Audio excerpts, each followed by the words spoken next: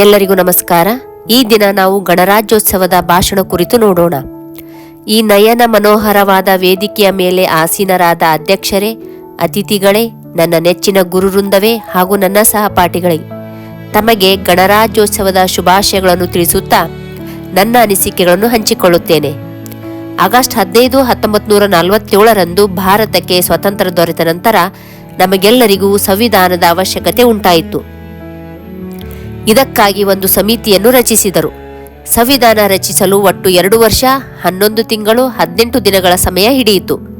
ಇದಕ್ಕಾಗಿ ಹಗಲಿರುಳು ಶ್ರಮಿಸಿದ doctor Rajendra Prasad, doctor BR Ambedkar, Jawaharlal Nehru, Sardar Vallabhbhai Patel, Maulana Abdul Kalam Azad ಮುಂತಾದ ನಾಯಕರನ್ನು ನಾವು ಸದಾ ಸ್ಮರಿಸಬೇಕು. ಸಂವಿಧಾನ ಕೇವಲ ದಾಖಲೆಯಲ್ಲ, ಇದು ನಮ್ಮ ದೇಶದ ಆತ್ಮವಾಗಿದೆ.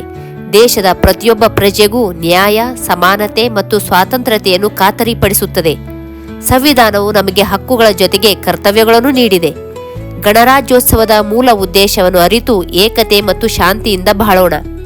ದೇಶಕ್ಕೆ ಹಿರಿಮೆಯನ್ನು ತರುವಂತಹ ನಾಗರಿಕರಾಗೋಣ ಎಂದು ಹೇಳುತ್ತಾ ನನ್ನ ಮಾತುಗಳಿಗೆ ವಿರಾಮ ಹೇಳುತ್ತೇನೆ. ಜೈ ಹಿಂದ್, ಜೈ ಕರ್ನಾಟಕ.